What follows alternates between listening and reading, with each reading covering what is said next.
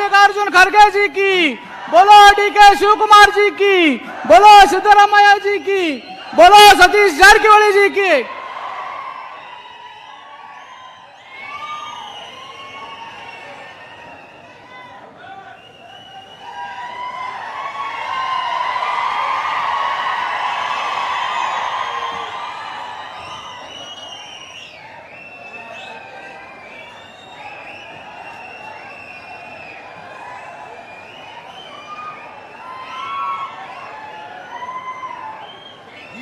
ಹಿಡಿದು ನಿಂತಿದ್ದಾರೆ.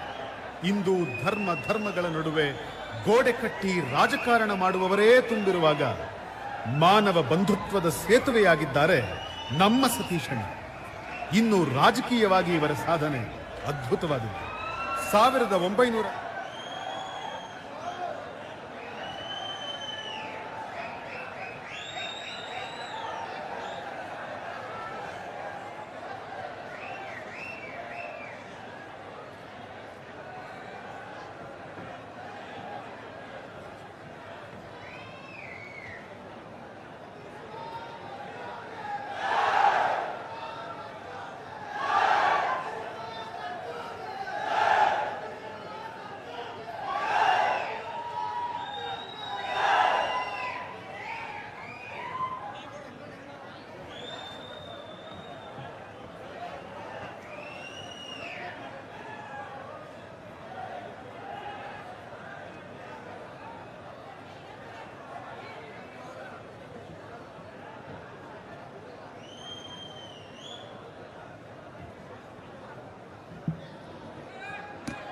ಕಾರ್ಯಕ್ರಮವನ್ನು ಉದ್ದೇಶಿಸಿ ಕರ್ನಾಟಕ ಪ್ರದೇಶ ಕಾಂಗ್ರೆಸ್ ಸಮಿತಿಯ ಕಾರ್ಯಾಧ್ಯಕ್ಷರಾಗಿರ್ತಕ್ಕಂಥ ಸನ್ಮಾನ್ಯ ಸಲೀಂ ಅಹಮದ್ ಸಾಹೇಬರು ಕಾರ್ಯಕ್ರಮವನ್ನು ಉದ್ದೇಶಿಸಿ ಮಾತನಾಡಬೇಕೆಂದು ಅವರಲ್ಲಿ ವಿನಂತಿಯನ್ನು ಮಾಡಿಕೊಳ್ತಾ ಇದ್ದೇನೆ.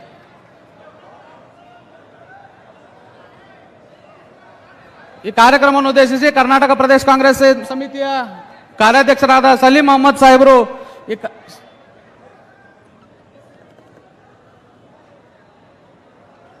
ಕಾರ್ಯಕ್ರಮವನ್ನು ಉದ್ದೇಶಿಸಿ ಕರ್ನಾಟಕ ಪ್ರದೇಶ ಕಾಂಗ್ರೆಸ್ ಸಮಿತಿಯ ಕಾರ್ಯಾಧ್ಯಕ್ಷರಾಗಿರ್ತಕ್ಕಂಥ ಸನ್ಮಾನ್ಯ ಸಲೀಂ ಅಹಮದ್ ಸಾಹೇಬರು ಮಾತನಾಡಬೇಕೆಂದು ಅವರಲ್ಲಿ ವಿನಂತಿಯನ್ನು ಮಾಡಿಕೊಳ್ತಾ ಇದ್ದೇನೆ. ಸಲೀಂ ಅಹಮದ್ ಸಾಹೇಬರು ಕಾರ್ಯಕ್ರಮವನ್ನು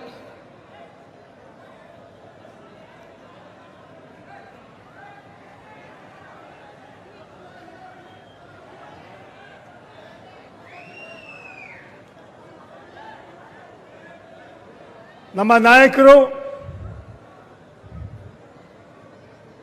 ಮಾಜಿ ಅಖಿಲ ಭಾರತ ಕಾಂಗ್ರೆಸ್ ಪಕ್ಷದ ಅಧ್ಯಕ್ಷರಾದ ಸನ್ಮಾನ್ಯ ರಾಹುಲ್ ಗಾಂಧಿ ಅವರೇ, ಈ ಕ್ಷೇತ್ರದ ಜನಪ್ರಿಯ ನಾಯಕರು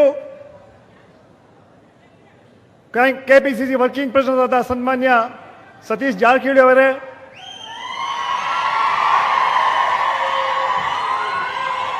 ವೇದಿಕೆಯಲ್ಲಿ ಉಪಸ್ಥಿತರುವ ಪಕ್ಷದ ಎಲ್ಲ ಹಿರಿಯ ಮುಖಂಡರೇ, ಇಲ್ಲಿ ಬಂದಂತಹ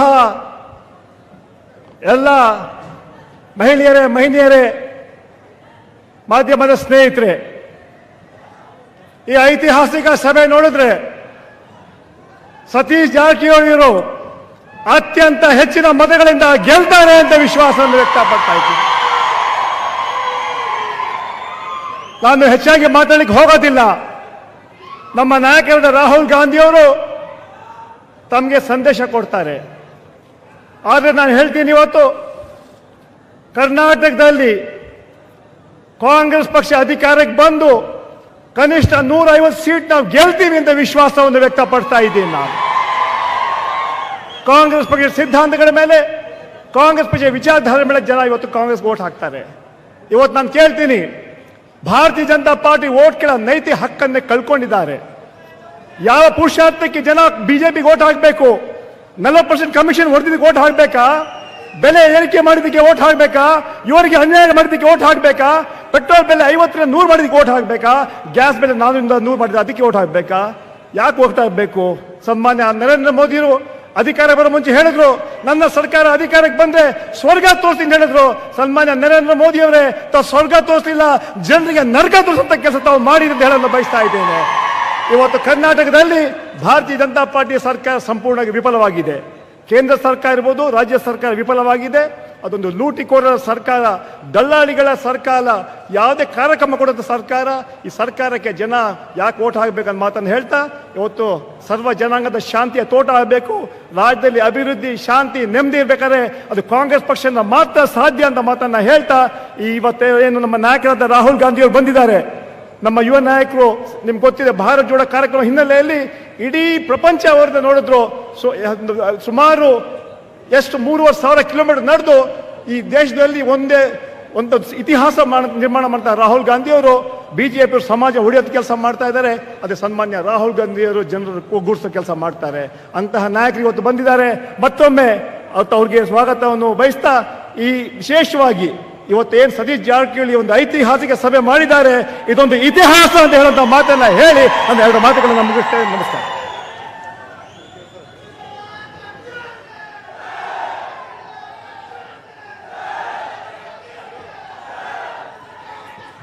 ಧನ್ಯವಾದಗಳು. ಕರ್ನಾಟಕ ಪ್ರದೇಶ ಕಾಂಗ್ರೆಸ್ ಸಮಿತಿಯ ಕಾರ್ಯಾಧ್ಯಕ್ಷರು. ಈಗ ಈ ಕಾರ್ಯಕ್ರಮವನ್ನು ಉದ್ದೇಶಿಸಿ ನಿಮ್ಮೆಲ್ಲರ ನೆಚ್ಚಿನ ಜನನಾಯಕರು, ಯಮಕನಮಡಿ ಮತಕ್ಷೇತ್ರ ಜನಪ್ರಿಯ ಶಾಸಕರು, ಕರ್ನಾಟಕ ಪ್ರದೇಶ ಕಾಂಗ್ರೆಸ್ ಸಮಿತಿಯ ಕಾರ್ಯಾಧ್ಯಕ್ಷರಾಗಿರ್ತಕ್ಕಂಥ ಸನ್ಮಾನ್ಯ ಸತೀಶ್ ಜಾರಕಿಹೊಳಿ ಅವರು ನಮ್ಮನ್ನೆಲ್ಲ ಉದ್ದೇಶಿಸಿ ಮಾತನಾಡಬೇಕೆಂದು ವಿನಂತಿ ಮಾಡ್ಕೊತಾ ಇದ್ದೀನಿ.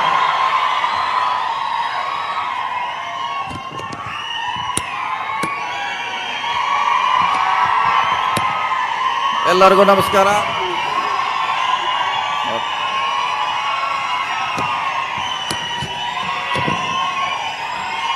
ಎಲ್ಲರಿಗೂ ನಮಸ್ಕಾರ. ಇವತ್ತು ನಮ್ಮೆಲ್ಲರ ನೆಚ್ಚಿನ ನಾಯಕರಾದ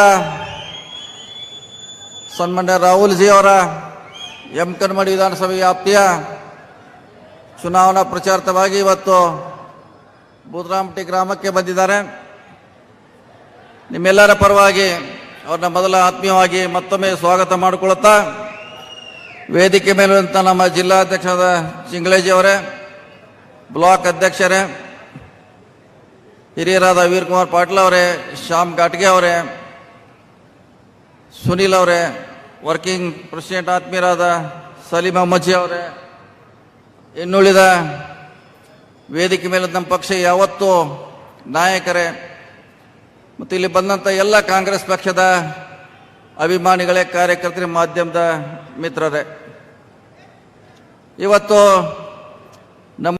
ನಮ್ಮನ್ನೆಲ್ಲ ಉದ್ದೇಶಿಸಿ ಮಾತಾಡಲಿಕ್ಕೆ ದೇಶದ ಮತ್ತು ರಾಜ್ಯದ ಪರಿಸ್ಥಿತಿಯನ್ನು ಅವಲೋಕನ ಮಾಡಲಿಕ್ಕೆ ನಮ್ಮ ನಾಯಕರು ಇವತ್ತು ಯಮಕನಮಡಿ ಭಾಗಕ್ಕೆ ಬಂದಿದ್ದಾರೆ. ಹಲವಾರು ವಿಷಯಗಳ ಮೇಲೆ ಬೆಳಕು ಚೆಲ್ಲಿದ್ದಾರೆ.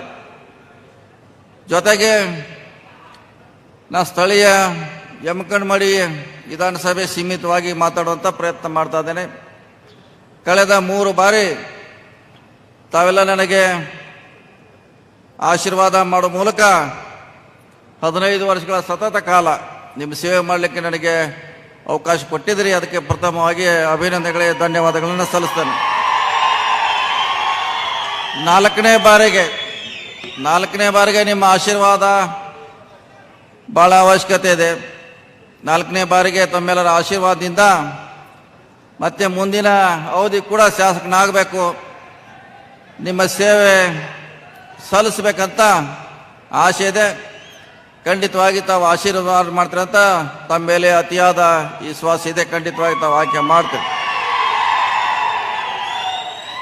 ಯಮಕನಮಡಿ 2008ರಲ್ಲಿ ಯಾವ ರೀತಿ ಇತ್ತು, 2023ರಲ್ಲಿ ಯಾವ ರೀತಿ ಅಂತ ಬಹುಶಃ ನೀವೆಲ್ಲ ಅದಕ್ಕೆ ಸಾಕ್ಷಿಗಳಾಗಿದ್ರಿ. ಮಾಧ್ಯಮದವರು ಕೂಡ ಸಾಕ್ಷಿಯಾಗಿದ್ರಿ. ಇಡೀ ಜನ ಈ ಭಾಗ ಯಾವ ರೀತಿ ಅಭಿವೃದ್ಧಿ ಆಗಿದೆ ಕೂಡ ಸಾಕ್ಷಿ ಆಗಿದ್ರಿ. ಬಹುಶಃ ನಾವು ಬರೋಕ್ಕಿಂತ ಮುಂಚೆ ಬಹಳ ಸಮಸ್ಯೆ ಇತ್ತು. ರಸ್ತೆಗಳ ಸಮಸ್ಯೆ ಇರ್ಬೋದು, ಕುಡಿ ನೀರು ಸಮಸ್ಯೆ ಇರ್ಬೋದು, ಶಿಕ್ಷಣ ವ್ಯವಸ್ಥೆಯ ಸಮಸ್ಯೆ ಇರ್ಬೋದು, ಹಲವಾರು ಸಮಸ್ಯೆಗಳನ್ನು ನಾವು ನೋಡಿದ್ದೀವಿ. ಅವೆಲ್ಲ ಬದಲಾವಣೆ ಆಗಿದೆ.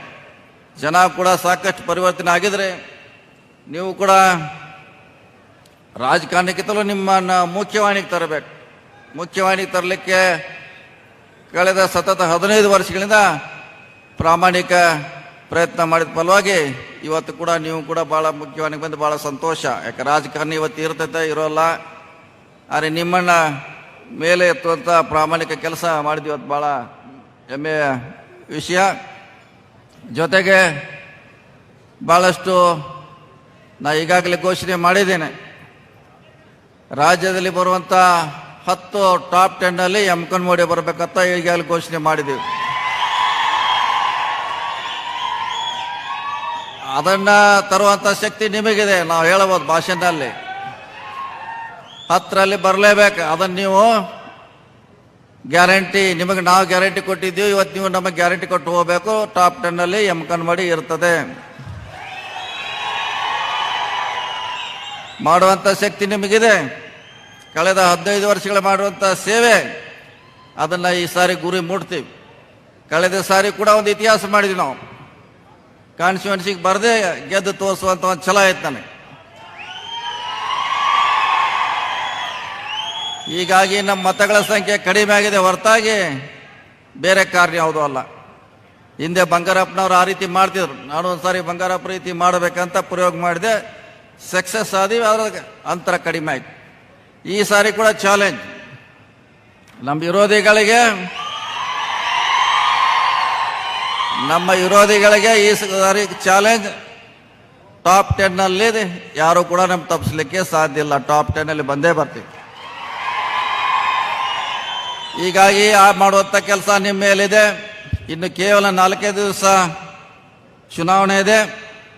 ಪ್ರತಿಯೊಂದು ಮನೆಯಲ್ಲಿ ತಾವು ಹೋಗಬೇಕು, ಮತದಾರರನ್ನು ಇನ್ನೂ ಒಲಿಸ್ಬೇಕು. ಹೆಚ್ಚು ಕಮ್ಮಿ ಎಲ್ಲ ಬೂತ್ಗಳಲ್ಲಿ ನಾವು ಹೆಚ್ಚು ಲೀಡ್ನಲ್ಲಿ ಇದ್ದೀವಿ. 235 ಬೂತ್ಗಳಲ್ಲಿ 22ರಲ್ಲಿ ಮಾತ್ರ ನಾವು ಸ್ವಲ್ಪ ಕಡಿಮೆ ಇದೆ. ಎಷ್ಟು? 22 ಬೂತ್ಗಳಲ್ಲಿ ನಮ್ಮ ಸರ್ವೆ ಪ್ರಕಾರ 22ರಲ್ಲಿ ಕಡಿಮೆ ಇದೆ. ಇನ್ನೂ 4 ದಿವಸ ಇದೆ. ಆಮೇಲೆ ಹೇಳ್ತೀನಿ ಯಾವ 22 ಬೂತ್ಗಳಂತ. ಅದನ್ನು 60% 70% ಒಯ್ಯಲಿಕ್ಕೆ ಪ್ರಯತ್ನ ಮಾಡಿ. ಅದು ಕೂಡ 50ರಲ್ಲಿದೆ. ಇನ್ನು ಮಿಕ್ಕಿದ್ದಂತೆ ನಿಮ್ಮ ಆಶೀರ್ವಾದದಿಂದ ಕೇಳೋ 90 ಇದೆ, 80 ಇದೆ, 70 ಕೂಡ ನಮಗೆ ಸಾಕಷ್ಟಿದೆ. ಅದಕ್ಕಾಗಿ ನಮ್ಮ ಗುರಿ ಒಂದೇ. ನಮ್ಮ ವಿರೋಧಿಗಳು ಇನ್ನು 20 ವರ್ಷ ನಮ್ಮ ಸಮೀಪ ಬರಬಾರ್ದು. ಯಾಕ 20 ವರ್ಷ ಬರಬಾರ್ದು. ಆ ರೀತಿಯಲ್ಲಿ ನೀವು ಲೀಡನ್ನು ಮಾಡಬೇಕು.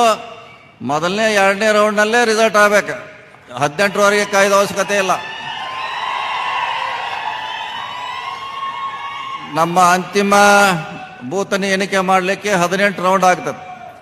2ನೇ 3ನೇ ರೌಂಡ್ನಲ್ಲೇ ರಾಜ್ಯಕ್ಕೆ ಪ್ರಥಮ ಸಂದೇಶ ಎಮ್ಕನ್ಮೋಡಿಯಿಂದ ಹೋಗಬೇಕು.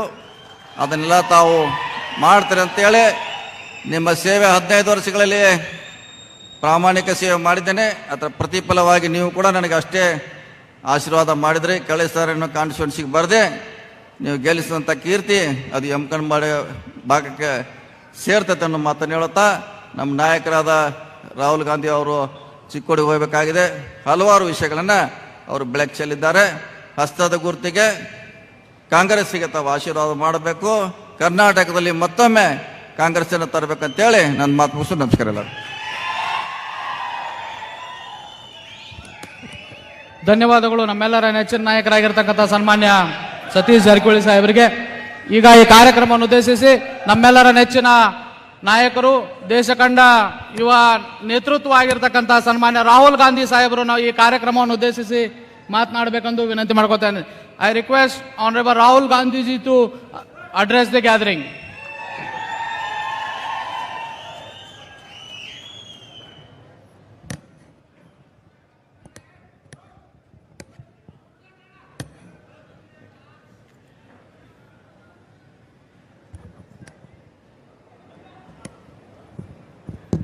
सतीश जारकिहोली जी,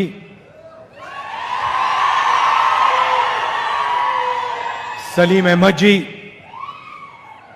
लक्ष्मण राव जी, वीर कुमार पाटिल जी, आसिफ सैद जी, स्टेज पे कांग्रेस पार्टी के वरिष्ठ नेता, प्यारे कार्यकर्ता, भाइयों और बहनों, प्रेस के हमारे मित्रों, आप सबका यहां बहुत बहुत स्वागत।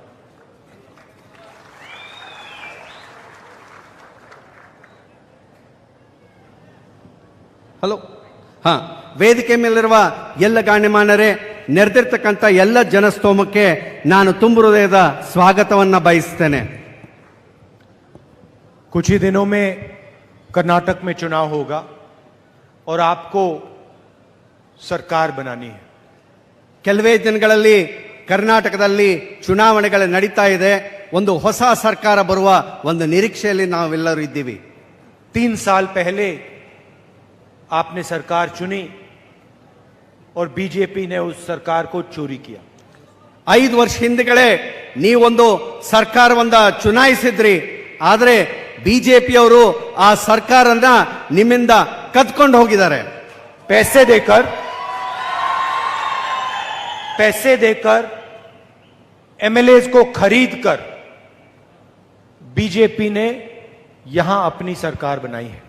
ದುಡ್ಡಿನ ಆಮಿಷವನ್ನು ಕೊಟ್ಟು ಎಂಎಲ್ಎಗಳನ್ನ ಖರೀದಿ ಮಾಡಿಕೊಂಡು ಇವತ್ತು ಅವರು ಸರ್ಕಾರವನ್ನ ರಚನೆ ಮಾಡಿದ್ದಾರೆ. और जो सरकार चोरी की सरकार होगी तो उस सरकार चोरी ही करेगी। ಇವತ್ತು ತುಡುಗಿನ ಮೂಲದಿಂದ ಅಧಿಕಾರಕ್ಕೆ ಬಂದವರು ಅವರ ಸರ್ಕಾರ ತುಡುಗಿಂದ ಆಗಿರತಕ್ಕಂಥದ್ದನ್ನ ನಾನು ಈ ಮಾತನ್ನ ಹೇಳ ಬಯಸ್ತಾ ಇದ್ದೇನೆ. और पिछले 3 साल बीजेपी ने कर्नाटक में चोरी का रिकॉर्ड तोड़ दिया। ಇವತ್ತು 3 ವರ್ಷಗಳ ಕಾಲ ಅವರು ಬಿಜೆಪಿ ಆಡಳಿತದಲ್ಲಿದ್ದಾಗ ಭ್ರಷ್ಟಾಚಾರದ ಒಂದು ಹೊಸ ರೆಕಾರ್ಡ್ ಅನ್ನು ಅವರು ಮಾಡಿದ್ದಾರೆ. शायद हिंदुस्तान की सबसे भ्रष्ट सरकार कर्नाटक की सरकार। ಇವತ್ತು ಭಾರತ ದೇಶದ ಅತಿ ಭ್ರಷ್ಟ ಸರ್ಕಾರ ಯಾವುದಾದ್ರೂ ಇದ್ರೆ ಕರ್ನಾಟಕದಲ್ಲಿರುವಂತಹ ಬಿಜೆಪಿ ಸರ್ಕಾರ ಅಂತಕ್ಕಂಥ ಮಾತನ್ನ ಇವತ್ತು ಹೇಳ ಬಯಸ್ತಾ ಇದ್ದೇನೆ. हाँ, कॉन्ट्रैक्टर एसोसिएशन ने प्रधानमंत्री को चिट्ठी लिखी और उनसे कहा कि कर्नाटक में हर कॉन्ट्रैक्ट पे 40% कमीशन लिया जाता है। ಇವತ್ತು ಕಾಂಟ್ರಾಕ್ಟರ್ ಅಸೋಸಿಯೇಷನ್ ನ ಅಧ್ಯಕ್ಷರು ಪ್ರಧಾನಮಂತ್ರಿಗಳಿಗೆ ಒಂದು ಪತ್ರ ಬರೀತಾರೆ. ಆ ಪತ್ರದಲ್ಲಿ ಅವರು ಹೇಳ್ತಾರೆ, ಕರ್ನಾಟಕ ರಾಜ್ಯದಲ್ಲಿ ನಾವು ಕಾಂಟ್ರಾಕ್ಟ್ ಮಾಡಬೇಕಾದ್ರೆ 40% ಕಮಿಷನ್ ಕೊಡಬೇಕಾಗ್ತದೆ ಅಂತ ಹೇಳಿ. आज तक प्रधानमंत्री ने जवाब नहीं दिया। ಆದ್ರೆ ಇದ್ರ ಬಗ್ಗೆ ಪ್ರಧಾನಮಂತ್ರಿಗಳು ಇನ್ನೂವರೆಗೂ ಒಂದು ಚಕಾರನ್ನು ಎತ್ತಿಲ್ಲ. बीजेपी के एमएलए ने कहा कि 2500 करोड़ रुपए में सीएम की कुर्सी खरीदी जा सकती है। ಇವತ್ತು ಬಿಜೆಪಿಯ ಒಬ್ಬ ಎಂಎಲ್ಎ ಹೇಳ್ತಾರೆ, ಕರ್ನಾಟಕದ ಮುಖ್ಯಮಂತ್ರಿಗಳು ಆಗಬೇಕಾದ್ರೆ 2500 ಕೋಟಿ ರೂಪಾಯಿ ಲಂಚ ಕೊಡಬೇಕಾಗ್ತದೆ ಅಂತ ಹೇಳಿ. दिंगलेश्वर स्वामी जी कहते हैं कि मुझे डिस्काउंट दिया, 40% नहीं लिया, 30% लिया। ಇವತ್ತು ದಿಂಗಾಲೇಶ್ವರ ಸ್ವಾಮಿಗಳು ಹೇಳ್ತಾರೆ, ನನ್ನ ಕೆಲಸ ಮಾಡ್ಕೋಬೇಕಾದ್ರೆ ನನಗೆ ಡಿಸ್ಕೌಂಟ್ ಕೊಟ್ಟರು, ವಿನಾಯಿತಿಯನ್ನ ಕೊಟ್ಟರು, ನನ್ನ ಹತ್ರ 40% ಇಸ್ಕೊಳ್ಳಿಲ್ಲ, ಆದ್ರೆ ನನ್ನ ಹತ್ರ 30% ಕಮಿಷನ್ ಇಸ್ಕೊಂಡಿದ್ದಾರೆ ಅಂತ ಹೇಳಿ.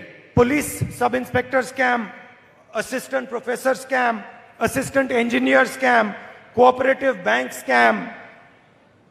ಇವತ್ತು ಕರ್ನಾಟಕ ರಾಜ್ಯದಲ್ಲಿ PSI ನೇಮಕಾತಿಯಲ್ಲಿ ಒಂದು ಭ್ರಷ್ಟಾಚಾರ ನಡೆದಿದೆ. ಅಸಿಸ್ಟೆಂಟ್ ಪ್ರೊಫೆಸರ್ ನೇಮಕಾತಿಯಲ್ಲಿ, ಕೋಆಪರೇಟಿವ್ ಬ್ಯಾಂಕ್ಗಳ ನೇಮಕಾತಿಯಲ್ಲಿ ಎಲ್ಲದರಲ್ಲೂ ಕೂಡ ಭ್ರಷ್ಟಾಚಾರ ನಡೆದಿದೆ. हर चीज में कर्नाटक में स्कैम हुआ है। ಇವತ್ತು ಪ್ರತಿಯೊಂದು ಹಂತದಲ್ಲಿ ಕರ್ನಾಟಕ ರಾಜ್ಯದಲ್ಲಿ ಭ್ರಷ್ಟಾಚಾರ ತಾಂಡವವಾಡ್ತಾ ಇದೆ. अब देखिए, प्रधानमंत्री आते हैं, भाषण करते हैं, मगर भ्रष्टाचार के बारे में एक शब्द नहीं कहते। ಇವತ್ತು ಪ್ರಧಾನಮಂತ್ರಿಗಳು ಕರ್ನಾಟಕ ರಾಜ್ಯಕ್ಕೆ ಬರ್ತಾರೆ, ಭಾಷಣ ಮಾಡ್ತಾರೆ, ಆದ್ರೆ ಒಂದರಲ್ಲೂ ಕೂಡ ಅವ್ರು ಈ ಭ್ರಷ್ಟಾಚಾರದ ಬಗ್ಗೆ ಒಂದು ಚಕಾರನ್ನು ಎತ್ತರತಕ್ಕಂತ ಒಂದು ಪ್ರಧಾನಮಂತ್ರಿ ಯಾರಾಗಿದ್ರೆ ಅದು ಮೋದಿ ಅವರು ಅಂತ ಹೇಳಿ. तो मैं प्रधानमंत्री से सवाल पूछता हूं, आपने पिछले 3 सालों में जो कर्नाटक में भ्रष्टाचार हुआ उसके बारे में क्या किया? क्या एक्शन लिया? किसको सजा दी? ಇವತ್ತು ಪ್ರಧಾನಮಂತ್ರಿಗಳಿಗೆ ನಾನು ಒಂದು ಪ್ರಶ್ನೆ ಕೇಳ್ತೀನಿ. 3 ವರ್ಷಗಳ ಕಾಲ ಭ್ರಷ್ಟಾಚಾರ ನಡೆದಾಗ ನೀವೇನ್ ಮಾಡ್ತಿದ್ರಿ? ಯಾರ ವಿರುದ್ಧವಾಗಿ ನೀವು ಒಂದು ಕ್ರಮವನ್ನ ತೆಗೆದುಕೊಂಡಿದ್ದೀರಿ ಅಂತ ಹೇಳಿ ಬಹಿರಂಗ ಪಡಿಸಬೇಕು. कितने लोगों को आपने जेल में डाला? ಎಷ್ಟು ಜನನನ್ನ ಜೈಲಿಗೆ ಕಳಿಸಿದ್ರಿ? आज तक प्रधानमंत्री ने एक शब्द नहीं कहा है। ದುರಾದೃಷ್ಟವಶಾತ್ ಪ್ರಧಾನಮಂತ್ರಿಗಳು ಇವತ್ತಿನವರೆಗೂ ಅದರ ಬಗ್ಗೆ ಒಂದು ಶಬ್ದವನ್ನು ಕೂಡ ಚಕಾರೆತ್ತಿಲ್ಲ. आते हैं और बहाने दे जाते हैं। ಇಲ್ಲಿ ಬರ್ತಾರೆ, ಯಾವುದಾದ್ರೂ ಒಂದು ನೆಪ ಹೇಳಿ ವಾಪಸ್ ಡೆಲ್ಲಿಗೆ ಹೋಗ್ತಾರೆ.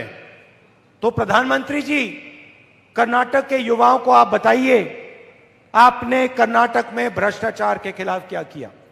ಪ್ರಧಾನಮಂತ್ರಿಗಳೇ, ನೀವು ಕರ್ನಾಟಕ ಯುವ ಜನತೆಗೆ ತಾವು ಹೇಳಬೇಕು, ಭ್ರಷ್ಟಾಚಾರ ವಿರುದ್ಧ ತಾವೇನ್ ಕ್ರಮವನ್ನು ತೆಗೆದುಕೊಂಡಿದ್ದೀರಿ ಅಂತ ಹೇಳಿ. महंगाई की बात करते हैं, ಇವತ್ತು ಬೆಲೆ ಏರಿಕೆ ಬಗ್ಗೆ ಮಾತನಾಡೋಣ.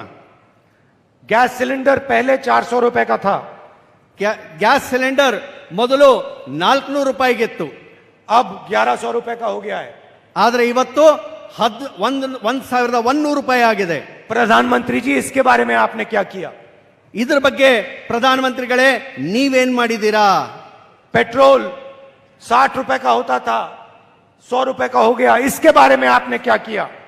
ಇವತ್ತು ಪೆಟ್ರೋಲ್ 60 ರೂಪಾಯಿಗಿತ್ತು, ಇವತ್ತು 100 ರೂಪಾಯಿನ ಗಡಿಯನ್ನ ದಾಟಿದೆ. ಅದ್ರ ಬಗ್ಗೆ ನೀವೇನ್ ಮಾಡಿದ್ದೀರಾ? बेरोजगारी के बारे में आपने क्या किया? ಇವತ್ತು ನಿರುದ್ಯೋಗದ ಬಗ್ಗೆ ನೀವೇನ್ ಮಾಡಿದ್ದೀರಾ?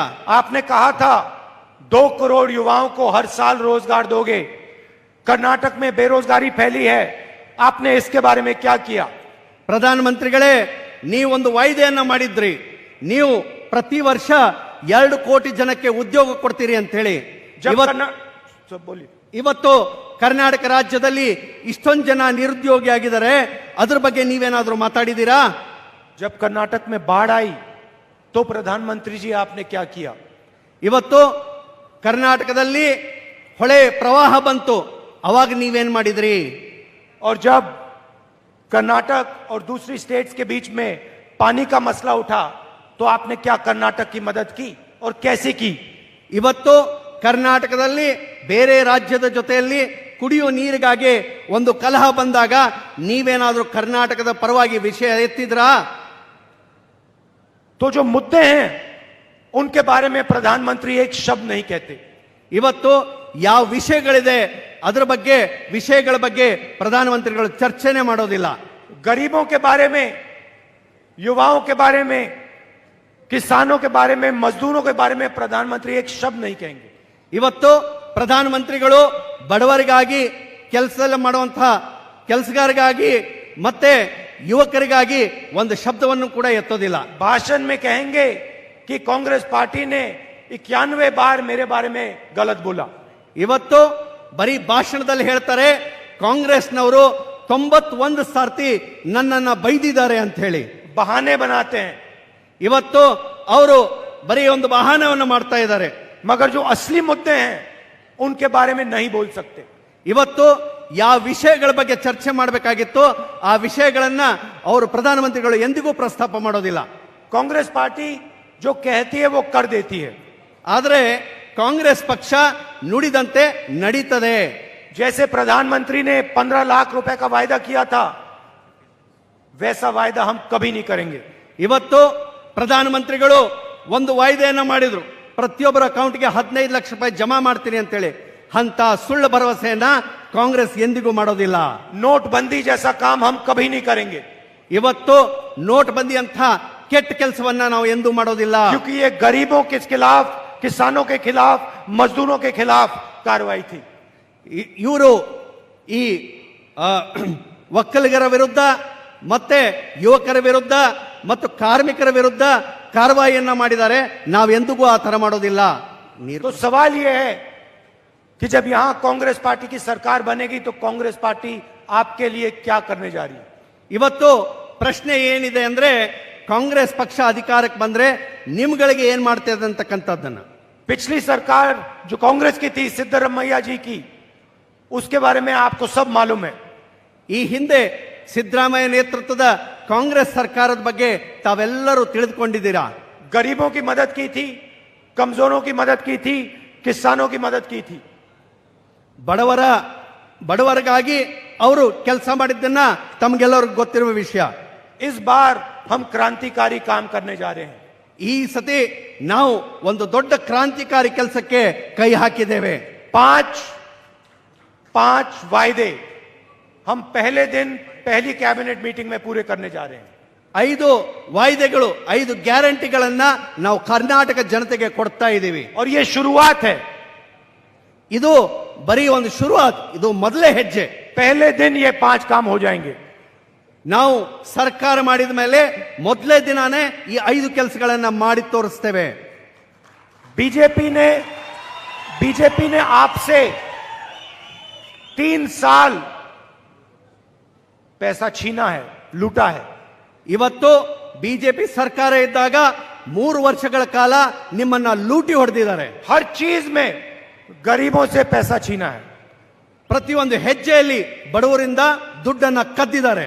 इसीलिए हम आपका पैसा आपको वापस देने जा रहे हैं। ಆದ್ರಿಂದ ನಿಮ್ಮ ದುಡ್ಡನ್ನು ಏನ್ ಕದ್ದಿದ್ದಾರೆ ನಿಮಗೆ ವಾಪಸ್ ಕೊಡುವಂತ ಕೆಲಸವನ್ನ ಇವತ್ತು ಮಾಡ್ತಾ ಇದ್ದೀವಿ. हजारों करोड़ रुपए हम कर्नाटक की जनता को और किसानों को वापस देने जा रहे हैं। ಇವತ್ತು ಸಾವಿರಾರು ಕೋಟಿ ಅವರೇನ್ ಲೂಟಿ ಹೊಡೆದಿದ್ದಾರೆ ಅದನ್ನ ವಾಪಸ್ ಆಗಿ ನಿಮ್ಮ ರೈತರ ಅಕೌಂಟ್ಗೆ ನಾವು ಜಮಾ ಮಾಡ್ತೀವಿ. सबसे पहला वायदा गृह लक्ष्मी, ಮೊದಲೇ ಸ್ಕೀಮ್ ಯಾವುದಪ್ಪ ಅಂದ್ರೆ ಅದರ ಹೆಸರು ಗೃಹಲಕ್ಷ್ಮಿ. 2000 रुपए हर महीने कर्नाटक की महिलाओं को। ಇವತ್ತು ಪ್ರತಿಯೊಂದು ತಿಂಗಳು ಪ್ರತಿಯೊಬ್ಬ ಮಹಿಳೆ ಅಕೌಂಟ್ಗೆ 2000 ರೂಪಾಯಿಯನ್ನ ನಾವು ಜಮಾ ಮಾಡ್ತೀವಿ. आपके बैंक अकाउंट में हर महीने 2000 रुपए मिलेगा आपको। ಹೆಣ್ಮಕ್ಕಳಿಗೆ ಅವರ ಅಕೌಂಟ್ಗೆ 2000 ರೂಪಾಯಿಯನ್ನ ಪ್ರತಿ ತಿಂಗಳು ಜಮಾ ಮಾಡ್ತೀವಿ. नरेंद्र मोदी जी ने 1100 रुपए का सिलेंडर की बनाया। ಇವತ್ತು ನರೇಂದ್ರ ಮೋದಿ ಅವರು 1100 ರೂಪಾಯಿಯ ಗ್ಯಾಸ್ ಸಿಲಿಂಡರ್ ಅನ್ನ ಮಾಡಿದ್ದಾರೆ. महिलाओं को कष्ट हुआ, ಇದು ಹೆಣ್ಮಕ್ಕಳಿಗೆ ವಿಶೇಷವಾಗಿ ತೊಂದರೆ ಆಗಿದೆ. महंगाई से महिलाओं को सबसे ज्यादा चोट पड़ती है। ಇವತ್ತು ಬೆಲೆ ಏರಿಕೆಯಿಂದ ಯಾರಿಗಾದ್ರೂ ಕಷ್ಟ ಆಗಿದ್ರೆ ಮಹಿಳೆಯರಿಗೆ ಬಹಳ ತುಂಬಾ ಕಷ್ಟ ಆಗಿದೆ. इसीलिए 2000 रुपए हर महीने हर महिला को कांग्रेस पार्टी देने जा रही है। ಆದ್ರಿಂದ ನಾವು ಮಹಿಳೆಯರ ಅಕೌಂಟ್ಗೆ 2000 ರೂಪಾಯಿನ ಜಮಾ ಮಾಡ್ತಾ ಇದ್ದೀವಿ. मगर हम वहां नहीं रुके। ಅಷ್ಟಕ್ಕೆ ನಾವು ನಿಂತಿಲ್ಲ. यहां जो महिलाएं आई हैं, मैं आपको बताना चाहता हूं, ಇಲ್ಲಿ ಏನ್ ಮಹಿಳೆಯರು ಸೇರ್ಕೊಂಡಿದ್ದಾರೆ ವಿಶೇಷವಾಗಿ ನಿಮ್ಗೊಂದು ಮಾತು ಹೇಳ್ತೀನಿ. हमारा एक और स्कीम होगा जिसका नाम सखी है। ಇವತ್ತು ನಮ್ದು ಇನ್ನೊಂದು ಸ್ಕೀಮ್ ಇದೆ, ಅದರ ಹೆಸರು ಸಖಿ ಅಂತ ಹೇಳಿ. और सखी स्कीम के माध्यम से आप कर्नाटक में जब बस में जाएंगी आपको 1 पैसा नहीं देना पड़ेगा, मुफ्त में जाएंगी आप। ಇವತ್ತು ಮಹಿಳೆಯರು ಕರ್ನಾಟಕದಲ್ಲಿ ಎಲ್ಲೇ ಹೋದ್ರೂ ಕೂಡ ಬಸ್ನಲ್ಲಿ ಪ್ರಯಾಣ ಮಾಡಿದ್ರೆ ಬಸ್ನಲ್ಲಿ ನೀವು ಟಿಕೆಟ್ ತೆಗೆಸಬೇಕಾಗಿಲ್ಲ, ಒಂದು ನಯಾ ಪೈಸಾನು ಕೊಡಬೇಕಾಗಿಲ್ಲ. महिलाओं को 1 पैसा नहीं देना पड़ेगा बस में जाने के लिए। ಬಸ್ಸಲ್ಲಿ ಹೋಗ್ಬೇಕಾದ್ರೆ ಮಹಿಳೆಯರು ಒಂದು ಪೈಸಾ ಕೂಡ ಕೊಡಬೇಕಾಗಿಲ್ಲ. तीसरा वायदा अन्नभाग्य स्कीम। ಮೂರನೇದು ಅನ್ನಭಾಗ್ಯ ಸ್ಕೀಮ್. 10 केजी चावल हर परिवार के मेंबर को। ಇವತ್ತು 10 ಕಿಲೋ ಅಕ್ಕಿಯನ್ನ ಪರಿವಾರದ ಪ್ರತಿಯೊಬ್ಬ ವ್ಯಕ್ತಿಗೆ ನಾವು ಕೊಡ್ತಾ ಇದ್ದೀವಿ. कि कर्नाटक में कोई भी व्यक्ति भूखा ना सोए। ಇದು ಯಾಕಂತಂದ್ರೆ ಕರ್ನಾಟಕದಲ್ಲಿ ಯಾರು ಕೂಡ ಹಸಿವಿನಿಂದ ಮನೆಗೆ ಹೋಗಿ ಮಲ್ಕೋಬಾರ್ದು. चौथा वायदा गृह ज्योति। ನಾಲ್ಕನೆಯದು ಗೃಹ ಜ್ಯೋತಿ ಅಂತ ಹೇಳಿ 200 यूनिट मुफ्त में बिजली हर परिवार को। ಪ್ರತಿಯೊಂದು ಮನೆತನಕ್ಕೆ 400 ಯೂನಿಟ್ ಅನ್ನ ಕರೆಂಟ್ ಅನ್ನ ಪುಕ್ಕಟೆಯಾಗಿ ಕೊಡತಕ್ಕಂತ ಒಂದು ವಾಯ್ದೆಯನ್ನ ಇವತ್ತು ಕಾಂಗ್ರೆಸ್ ಮಾಡ್ತದೆ. और 5वां और शायद सबसे जरूरी वायदा युवा निधि। ಈಗ 5ನೇದು ಬಹು ಮುಖ್ಯವಾಗಿ ಆ ಸ್ಕೀಮ್ ಹೆಸರು ಯುವ ನಿಧಿ ಅಂತ ಹೇಳಿ. प्रधानमंत्री ने कहा था 2 करोड़ युवाओं को रोजगार देंगे। ಪ್ರಧಾನಮಂತ್ರಿಗಳು ಹೇಳಿದ್ರು ನಾನು 2 ಕೋಟಿ ಜನಕ್ಕೆ ಉದ್ಯೋಗ ಕೊಡ್ತೀನಿ ಅಂತ ಹೇಳಿ. उल्टा आज सबसे ज्यादा बेरोजगारी, 40 साल में सबसे ज्यादा बेरोजगारी आज हिंदुस्तान में है। ಆದ್ರೆ ಇವತ್ತು ಉಲ್ಟಾ ತಿರುಗಿ ನೋಡಿದ್ರೆ 40 ವರ್ಷಗಳ ಒಂದು ಇತಿಹಾಸ ನೋಡಿದ್ರೆ ಇವತ್ತು ನಿರುದ್ಯೋಗ ಭಾರತ ದೇಶದಲ್ಲಿ ಅತಿ ಹೆಚ್ಚಾಗಿದ್ದು ಇದೇ ವೇಳೆಯಲ್ಲಿ. नोटबंदी और जीएसटी के कारण युवाओं को रोजगार मिल ही नहीं सकता। ಇವತ್ತು ನೋಟ್ ಬಂದಿ ಆಗಿದೆ, ಜಿಎಸ್ಟಿ ಬಂದಿದೆ ಆಗಿದೆ. ಇದರ ಪರಿಣಾಮ ಏನಾಗಿದೆ ಅಂತಂದ್ರೆ ನಿರುದ್ಯೋಗ ಬಹಳಷ್ಟು ನಮ್ಮ ದೇಶದಲ್ಲಿ ಜಾಸ್ತಿ ಆಗಿದೆ. तो युवा निधि स्कीम के माध्यम से हम 3000 रुपए हर महीने कर्नाटक के हर ग्रेजुएट को 2 साल के लिए देंगे। ಇವತ್ತು ಯುವ ನಿಧಿ ಅಂತಕ್ಕಂಥ ಒಂದು ಸ್ಕೀಮ್ ನಡಿಯಲ್ಲಿ ನಿರುದ್ಯೋಗಿ ಇರುವಂತಹ ಪ್ರತಿಯೊಬ್ಬ ಪದವೀಧರ ಕರ್ನಾಟಕದಲ್ಲಿ ಏನಿದ್ದಾನೆ ಅವನಿಗೆ 2 ವರ್ಷಗಳ ಕಾಲ ತಿಂಗಳ 3000 ರೂಪಾಯಿ ಮಾಶಾಸನೆ ಕೊಡತಕ್ಕಂತ ಒಂದು ಸ್ಕೀಮ್ ಅಂತಂದ್ರೆ ಅದು ಮಾಡ್ತಾ ಇದೀವಿ. और 1500 रुपए हर डिप्लोमा होल्डर को 2 साल के लिए हर महीने ಇವತ್ತು ಅಷ್ಟೇ ಅಲ್ಲ, ನೀವು ಡಿಪ್ಲೊಮಾ ಮಾಡಿದ್ದಿದ್ರೆ ನಿರುದ್ಯೋಗಿಯಾಗಿದ್ರೆ ನಿಮ್ಮ ಅಕೌಂಟ್ಗೆ 1500 ರೂಪಾಯಿಗಳನ್ನ ಪ್ರತಿ ತಿಂಗಳು ಕೊಡುವಂತ ಒಂದು ಸ್ಕೀಮ್ ಅನ್ನ ಮಾಡ್ತಾ ಇದ್ದೀವಿ. मगर हम वहां नहीं रुकेंगे. 2.5 लाख सरकारी रोजगार खाली पड़े हैं. ಇವತ್ತು 2.5 ಲಕ್ಷ ಸರ್ಕಾರಿ ಹುದ್ದೆಗಳು ಖಾಲಿ ಬಿದ್ದಿದೆ. उन वैकेंसीज को हम कर्नाटक के युवाओं के लिए भरेंगे. ಇವತ್ತು ಯುವಕರಿಗಾಗಿ ಆ 2.5 ಲಕ್ಷಗಳ ಹುದ್ದೆಗಳೇನು ಖಾಲಿ ಬಿದ್ದಿದ್ದಲ್ಲ ಅದನ್ನು ಕೂಡ ನಾವು ಭರ್ತಿ ಮಾಡ್ತೇವೆ. और हमारी कोशिश होगी कि 5 साल में हम 10 लाख युवाओं को रोजगार दिलवाएं. ಇವತ್ತು ನಾವು 5 ವರ್ಷದಲ್ಲಿ 10 ಲಕ್ಷ ಯುವಕರಿಗೆ ಉದ್ಯೋಗವನ್ನು ಕೊಡುವಂತ ಒಂದು ಗುರಿಯನ್ನ ಇಟ್ಕೊಂಡಿದ್ದೇವೆ. किसान कर्नाटक की रीढ़ की हड्डी हैं. ಇವತ್ತು ರೈತರು ಕರ್ನಾಟಕದ ಬೆನ್ನೆಲುಬಾಗಿದ್ದಾರೆ. 1.5 लाख करोड़ रुपए हम उनके हित के लिए 5 साल में देंगे. ಇವತ್ತು 1.5 ಲಕ್ಷ ಕೋಟಿ ರೂಪಾಯಿಯನ್ನ ನಾವು ರೈತರಿಗಾಗಿ ಸೀಮಿತವಾಗಿ ಇಡ್ತೇವೆ ಅಂತಕ್ಕಂಥ ಮಾತನ್ನು ಕೂಡ ಇವತ್ತು ಹೇಳ್ತಾ ಇದ್ದೀನಿ. और जो मिल्क दूध की सब्सिडी है उसको हम 5 रुपए से 7 रुपए की बढ़ाएंगे. ಇವತ್ತು ಹಾಲಿನ ಮೇಲೆ ಸಬ್ಸಿಡಿ 5 ರೂಪಾಯಿ ಕೊಡ್ತಾ ಇದ್ದೀರಾ, ಅದನ್ನ ನಾವು 7 ರೂಪಾಯಿಗೆ ಹೆಚ್ಚಿಸುತ್ತೇವೆ. तो देखिए, हमने आपको बताया हम क्या करने जा रहे हैं. ಇವತ್ತು ನಾನು ನಿಮ್ಮ ಮುಂದೆ ನಾವೇನ್ ಮಾಡ್ತೀವಿ ಅನ್ನೋದನ್ನ ನಿಮ್ಗೆಲ್ಲರಿಗೂ ಹೇಳಿದ್ದೀನಿ. हमने 5 चीजें कही और वो हमारी शुरुआत है. ಇವತ್ತು 5 ಸ್ಕೀಮ್ಗಳನ್ನ ಕೊಟ್ಟಿದ್ದೀವಿ, ಆದ್ರೆ ಇದು ಬರೀ ಮೊದಲನೇ ಹೆಜ್ಜೆ. पिछले 3 सालों में बीजेपी ने आपसे चोरी की. ಇವತ್ತು 5 ವರ್ಷಗಳ ಕಾಲ, ಈ 3 ವರ್ಷಗಳ ಕಾಲ ಬಿಜೆಪಿ ಸರ್ಕಾರ ನಿಮ್ಮನ್ನ ಲೂಟಿ ಹೊಡೆದಿದೆ.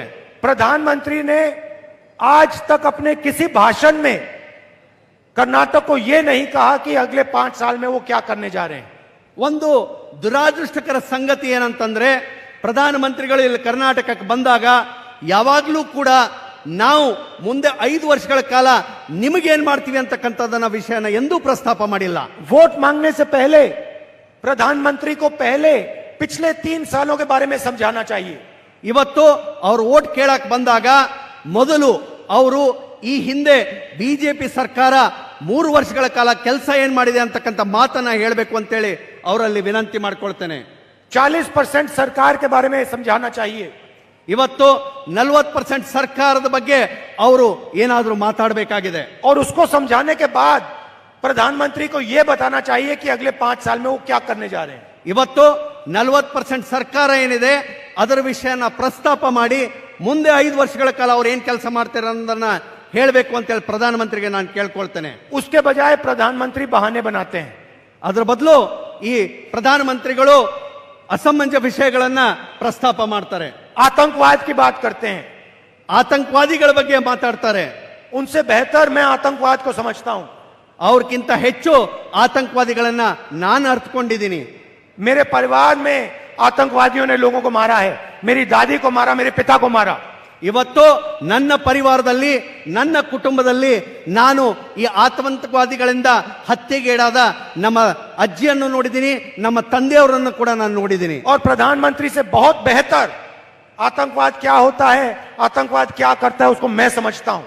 ಆದ್ರಿಂದ ಇವತ್ತು ಆತಂಕವಾದ ಏನು ಅನ್ನೋದನ್ನ ಪ್ರಧಾನಮಂತ್ರಿಗಿಂತ ಹೆಚ್ಚು ನನಗೆ ಗೊತ್ತಿದೆ.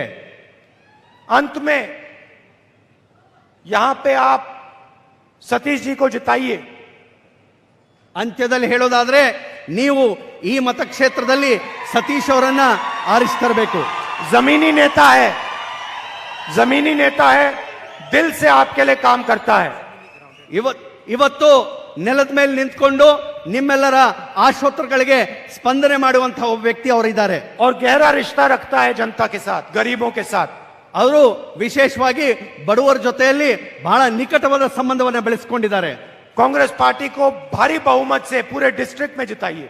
ಇವತ್ತು ಕಾಂಗ್ರೆಸ್ ಪಕ್ಷವನ್ನ ಈ ಜಿಲ್ಲೆಯಲ್ಲಿ ದೊಡ್ಡ ಬಹುಮತದಿಂದ ಗೆಲ್ಲಿಸುವಂತ ಜವಾಬ್ದಾರಿ ನಿಮ್ಮ ಮೇಲಿದೆ. और आखिरी बात, बीजेपी को 40 नंबर अच्छा लगता है. ಕೊನೆಯದಾಗಿ ನಾನು ಹೇಳೋದಾದ್ರೆ ಬಿಜೆಪಿ ಅವರಿಗೆ 40ರ ಅಂಕಿ ಬಹಳ ಇಷ್ಟ ಇದೆ. पिछले 3 साल इन्होंने आपको 40%, 40%, 40% हर रोज सुनाया. ಯಾಕಂತಂದ್ರೆ ಈ 3 ವರ್ಷಗಳ ಕಾಲದಲ್ಲಿ ಬಿಜೆಪಿಯವರು ನಿಮಗೆ 40% 40% ಅಂತೇಳಿ ಬಾಯ್ಪಾಟ್ ಮಾಡಿಸ್ಬಿಟ್ಟಿದ್ದಾರೆ. चुनाव में आप भी इनको 40% याद दिलाना. ಆದ್ರಿಂದ ಈ ಚುನಾವಣೆ ಒಳಗ ನೀವು ಅವರಿಗೆ ಕೇವಲ 40 ಸೀಟ್ಗಳನ್ನು ಮಾತ್ರ ಕೊಡಬೇಕು ಅಂತ ಹೇಳಿ 40 सीटें जिता देना. ಅವರಿಗೆ ಕೇವಲ 40 ಸೀಟ್ಗಳನ್ನು ಮಾತ್ರ ಆರಿಸ್ಕೊಡ್ಬೇಕು. इसका एक और कारण है, कांग्रेस को कम से कम 150 सीटों से जिताना है. ಯಾಕಂತಂದ್ರೆ ಇದಕ್ಕೆ ಇನ್ನೊಂದು ಕಾರಣ ಅಂದ್ರೆ ನೀವು ಕಾಂಗ್ರೆಸ್ ಪಕ್ಷವನ್ನ ಕಮ್ಮಿ 150 ಸೀಟ್ಗಳಲ್ಲಿ ನೀವು ಜಯ ಕೊಡಬೇಕಾಗಿದೆ. क्योंकि अगर 150 सीट नहीं आई तो फिर से ये बीजेपी के लोग चोरी करने की कोशिश करेंगे. ಇವತ್ತು 150 ಸೀಟ್ಗಳನ್ನ ನೀವು ಆರಿಸ್ತರದೆ ಹೋದ್ರೆ ಪುನಃ ಚುನಾವಣೆ ಆದ್ಮೇಲೆ ಬಿಜೆಪಿ ಅವರು ಆ MLAಗಳನ್ನ ಕದ್ಕೊಂಡು ಸರ್ಕಾರ ನಿಮ್ಮ ಕಡೆಯಿಂದ ಕದ್ಕೊಳ್ಳುವಂತ ಒಂದು ಪ್ರಯತ್ನ ಮಾಡ್ತದೆ. और जो सरकार चोरी से बनती है वो सरकार चोरी ही करेगी और कुछ नहीं करेगी. ಇವತ್ತು ಯಾವತ್ತು ತುಡುಗು ಮಾಡಿರುವಂತಹ ಒಂದು ಸರ್ಕಾರ ಅಧಿಕಾರಕ್ಕೆ ಬಂದ್ರೆ ಅದು ಮತ್ತೆ ತುಡುಗನ್ನೇ ಮಾಡ್ತದೆ, ಲೂಟಿಯನ್ನೇ ಹೊಡಿತದೆ, ಹೊರತಾಗಿ ಅಭಿವೃದ್ಧಿ ಕಡೆ ಯಾವತ್ತು ಗಮನ ಕೊಡೋದಿಲ್ಲ. कर्नाटक में घूमते वक्त मुझे लग रहा है कि कर्नाटक की जनता ने मन बना लिया है. ಇವತ್ತು ಕರ್ನಾಟಕದಾದ್ಯಂತ ನಾನು ತಿರುಗಾಡಬೇಕಾದ್ರೆ ನನಗನಿಸ್ತಾ ಇದೆ ಕರ್ನಾಟಕದ ಜನ ಒಂದು ತೀರ್ಮಾನ ಮಾಡಿದ್ದಾರೆ. कांग्रेस पार्टी की यहाँ पे लहर है ಕಾಂಗ್ರೆಸ್ ಪಾರ್ಟಿ ಇಲ್ಲಿ ಗೆಲ್ಲುವುದು ನಿಶ್ಚಿತ. और हम 150 सीट से कम नहीं जीतेंगे. ನಾವು 150ಕ್ಕಿಂತ ಕಡಿಮೆ ಸೀಟ್ಗಳನ್ನು ಗೆಲ್ಲಲಿಕ್ಕೆ ಸಾಧ್ಯನೇ ಇಲ್ಲ. सरकार बनने के बाद मैं आपसे कहना चाहता हूं, ये हम 5 गारंटी आपको पहले दिन करके दिखा देंगे.